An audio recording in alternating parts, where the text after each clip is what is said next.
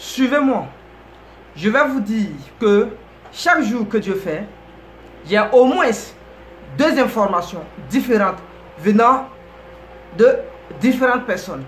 C'est pourquoi, vous voyez, à chaque fois, quand j'essaie de parler, je prends des exemples sur certaines personnes. La séance d'aujourd'hui, ça serait la 2e séance de cette même histoire. Alors, vous savez, si vous faites ça, vous ne pouvez jamais vous en sortir dans le milieu avicole. Dans l'élevage là. Je sais que je n'ai pas d'expérience assez élevée, mais je dis bien, chaque jour que Dieu fait, j'ai au moins 2 informations venant de 2 personnes. Ça veut dire que je peux avoir des informations des gens qui sont au Togo, au Cameroun, en Côte d'Ivoire, au Gabon, au Mali, au Burkina Faso. Pourquoi? Ça dépend. Et ils voient que certaines fois ce que je dis, même si je ne m'exprime pas bien, je le dis et je le répète, même si je ne m'exprime pas bien, mais ils voient qu'il y a de la fluidité dans ce que je dis. Parce que la majorité des histoires qu'on me pose souvent sont semblables.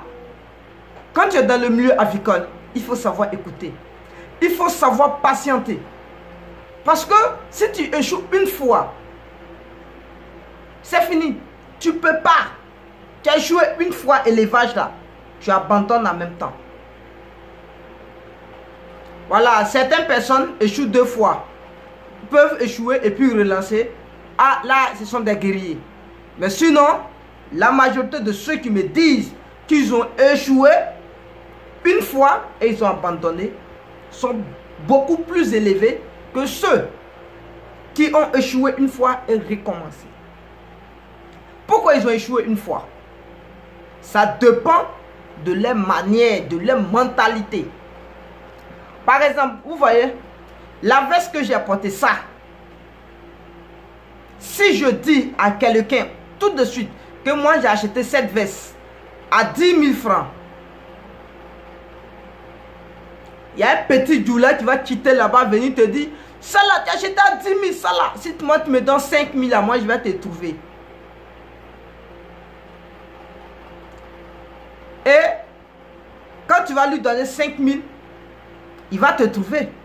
Mais est-ce que ça serait de la même valeur? La probabilité est très élevée pour que ça soit de la même valeur. Mais si ce n'est pas de la même valeur, tu es mort. Mais ça ne serait pas de la même valeur. Parce que tu lui as montré que voici ce que tu as acheté à 10 000. Si tu es vraiment franc, que tu l'as acheté à 10 000, 10 000 là, il ne peut pas acheter ça à 10 000. 5 000 que tu lui as donné de te trouver là, il va te trouver quelque chose qui est semblable à ça, mais qui n'aura pas la même qualité. Et quand tu vas porter là, ça va te déchirer pour laisser ce que le gars l'a acheté à 10 000 francs. Parce qu'il t'a pris pour un couillon. Parce qu'il t'a pris pour un yéré. Il dit tu es yéré. Voilà, c'est ce qu'ils disent.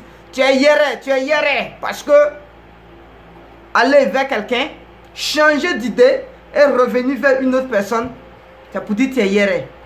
Et c'est ce qu'ils disent. Vous voyez, le milieu dans lequel on est, c'est un milieu qui est compliqué. Je vois au niveau des poussins, au niveau des aliments, au niveau des bâtiments, c'est un milieu qui est très compliqué. Et je suis sûr et je suis convaincu que il y a certains fournisseurs de poussins et la majorité des informations que j'ai, dont je suis en train de parler tout de suite, c'est au niveau des fournisseurs de poussins. Ça veut dire quoi? Il n'a aucune formation, il ne connaît rien dans le milieu, seulement qu'il a l'usine, on lui donne une voiture ou bien il faut être apprenti à leur descendre des poussins. Pour ça, il s'en va ramasser le numéro des gens pour dire non, il connaît l'élevage, il sait faire quelque chose. Si tu me donnes ton argent, je vais te trouver des poussins. Mais c'est dangereux. Et voici comment ils font pour mettre les gens dans des pièges. Quand tu lui donnes ton argent, c'est pas lui-même qui peut aller acheter. De un, il est apprenti. De un, il a un patron. Donc lui-même là, s'il s'en va acheter là, ils vont le faire descendre. Il ne va plus travailler là-bas. De un, son patron serait jaloux de lui. Qu'est-ce qu'il fait? Il s'en donne ça à une autre personne. Ça me dit, les poussins que tu veux là, il y a plusieurs personnes qui vont bénéficier sur toi. Si tu as payé les poussins à 500, tu penses que lui va prendre ton argent là, et puis lui va aller donner tous les 500 aux gens? Et puis l'autre qui va le prendre pour l'acheter, tu penses qu'il va lui donner ça aux gens? C'est étape par étape. Et lorsque ça arrive, où ça doit être, pour avoir les poussins, c'est trop faible.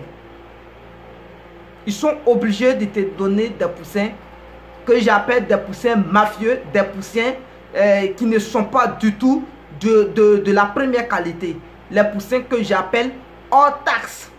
Ce sont des poussins que l'usine met à l'écart des bons poussins. Et ceux qui sont à l'écart des bons poussins, ce sont des poussins qui sont dans la main des gardiens. On dit, bon, ok, faites sortir ça. Ça est dans la main des gardiens. Et ils trient maintenant et ils vous donnent.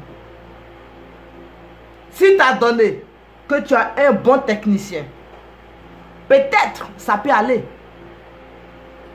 Mais fort est de constater que la majorité de ceux qui font tombent beaucoup dans la main des amateurs. Des gens qui ne connaissent pas le milieu avicole. Et ils sont toujours pressés pour embrasser ces personnes, pour embrasser ces problèmes. C'est le cas de plusieurs personnes. C'est parce que certaines fois, moi, je parle en général. Je ne prends pas cas par cas pour dire non tel. Non, sinon je sais de quel problème ou bien de quelle situation chacun ou chacune a. Oui. Et quand j'essaie de tirer sur des points communs, et j'ai vu que c'est ça qui tue les gens aujourd'hui. Quand il dit, il faut me trouver des poussins comme ça, peut-être, il va aller voir autre personne. Lui, pour avoir le marché, il va te donner un prix bas. Mais c'est un prix pour te tuer. Le prix, peut-être il va te fournir des poussins. Mais tel que je le dis, ça ne serait pas dans des conditions légales. Oui. Et c'est dur. C'est très dur. Lorsque un poussin qui porte la maladie du Marek, je dis la maladie, atterrisse dans ton bâtiment ou bien dans ton site d'élevage, le virus peut vivre pendant 6 mois. Je dis bien pendant 6 mois, si les poulets sont présents sur le sol, ils peuvent vivre pendant 6 mois sur le sol. Que tu aies des poussins vaccinés, que tu aies des poussins de première qualité, si quelqu'un t'envoie des poussins qui portent le virus, attention, 50% avec un bon technicien, avec les méthodes, des poussins de bonne qualité, ils peuvent être épargnés. Mais lorsque une petite négligence est en œuvre, c'est fini. Tu vas infecter l'environnement dans lequel ces sujets se retrouvent. Et je vois que c'est le cas de plusieurs personnes. Comment certaines fois, certaines personnes t'appellent et ils commencent à t'expliquer. Bon, en majorité même c'est un cas. Il y a d'autres en Côte d'Ivoire, mais à l'extérieur aussi de notre pays. Voilà, Cameroun, Togo, Mali, Burkina, Maroc, bref. Il commence à te raconter. J'ai eu telle personne, il m'a dit comme ça. Et quand j'ai commencé avec lui, c'est pourquoi j'ai fermé ma ferme. Maintenant, je veux reprendre. Mais est-ce que tu peux m'aider? Oui, ok. Vous commencez les étapes. Et après, tu as l'impression que la personne veut quitter derrière toi encore pour aller faire ce genre de choses. Vous voyez? Ça veut dire que c'est toi-même qui es en train de te mettre dans le pain. C'est la patience. Tout le monde, il n'y a pas quelqu'un qui va livrer poussin, qui va te dire que je ne maîtrise pas le milieu. C'est faux. Mais, le constat, qui maîtrise mieux le milieu, c'est lui qui touche les poulets pour des autopsies, eux non les livreurs. J'ai vu les livreurs de poussins, vieux. Eux, quand ils sont nés là, ils sont en train de livrer des poussins.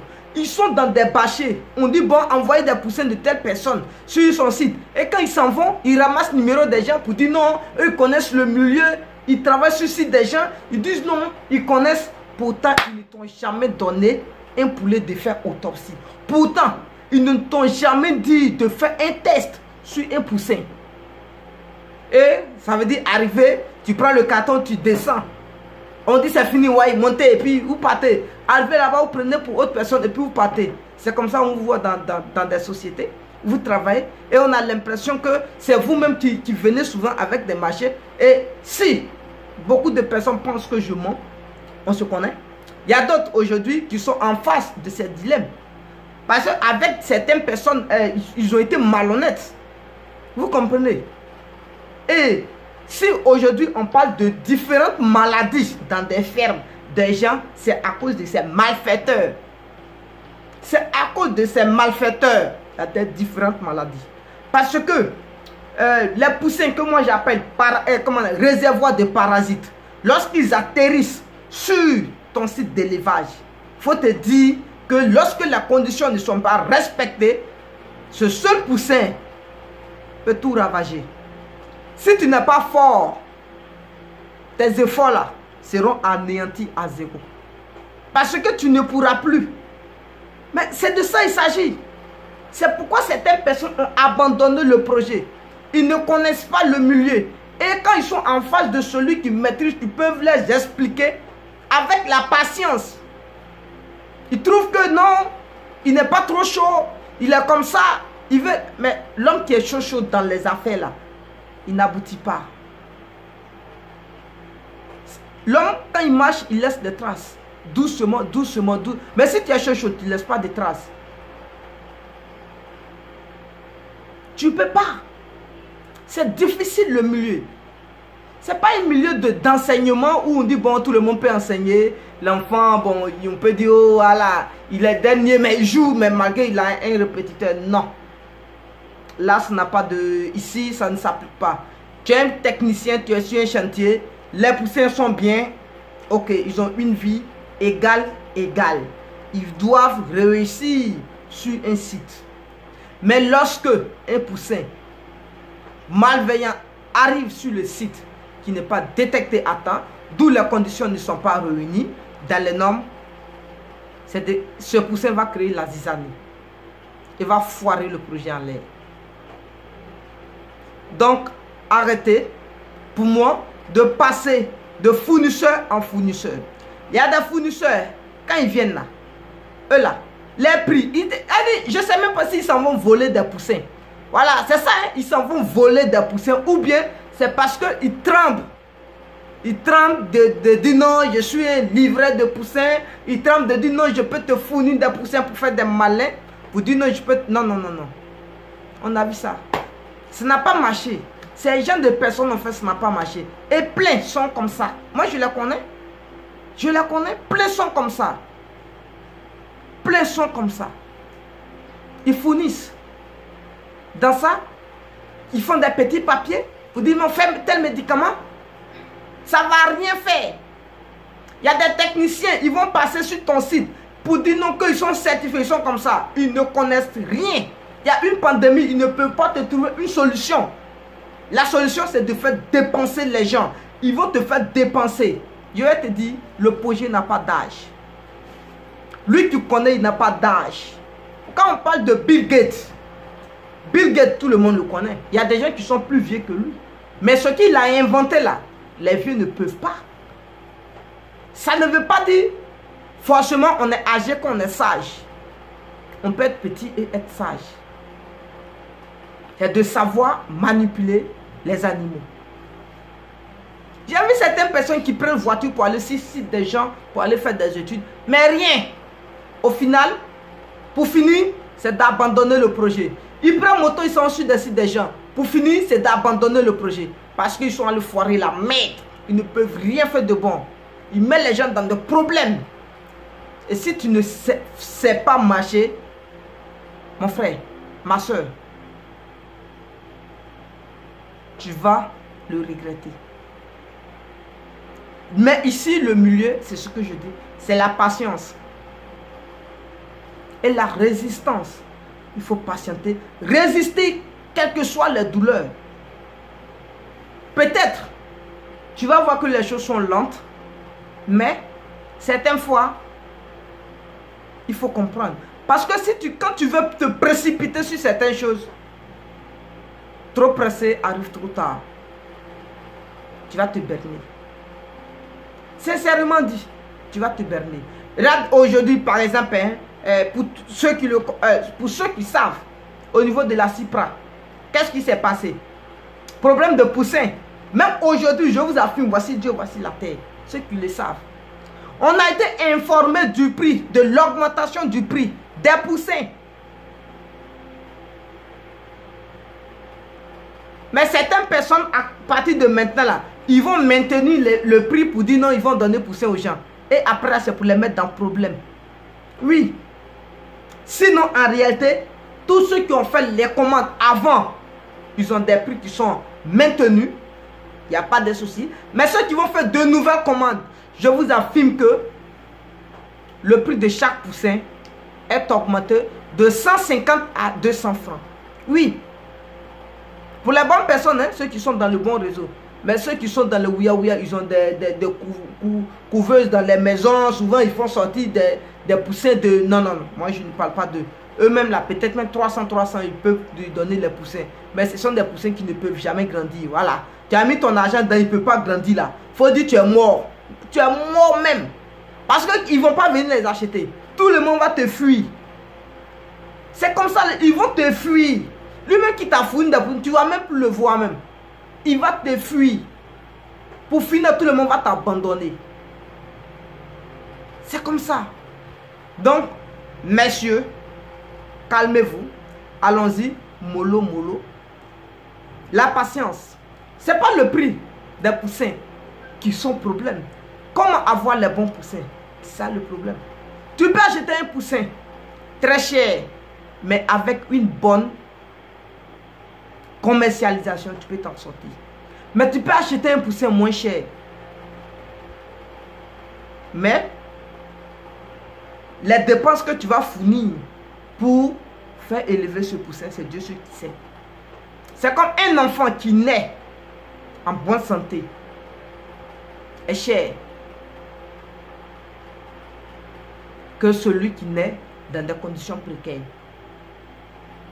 Certaines personnes ne comprennent pas. Quand je dis un enfant qui naît dans les bonnes conditions, ah oui, j'ai dit santé, c'est conditions. Vous pensez qu'ils vont le laver dans des... Bon, bref. Donc, restez fidèles. Restez fidèles à vos fournisseurs et à vos formateurs. Ceux qui ont pris mes formations, je peux énumérer ici plus de 17 personnes qui se sont formées avec moi, qui ne font pas partie. Bon, donc, je dirais, non, ces 17 personnes ne font pas partie de la Côte d'Ivoire. Mais par contre, en Côte d'Ivoire, bon, il y en a dedans. Donc, je peux compter 9 personnes comme ça. Ils connaissent. Dans mes formations, j'ai dit, restez fidèles à votre fournisseur et à votre formateur. Ce sont les deux personnes ou c'est 7 personnes qui peuvent vous donner les portes dans la réussite avicole. Si votre formateur devient vos fournisseurs, il n'hésiterait pas une seconde à vous trouver des bonnes choses. Parce que c'est lui qui t'a formé. Si tu tombes dans faillite, il va dire c'est lui. Il sera obligé, il va faire son possible pour que tu t'en sortes. Mais lorsque tu l'inclines, tu vas te former ici, aller chercher un fournisseur ici. Maintenant, il aura une coïncidence. À qui la faute? Merci.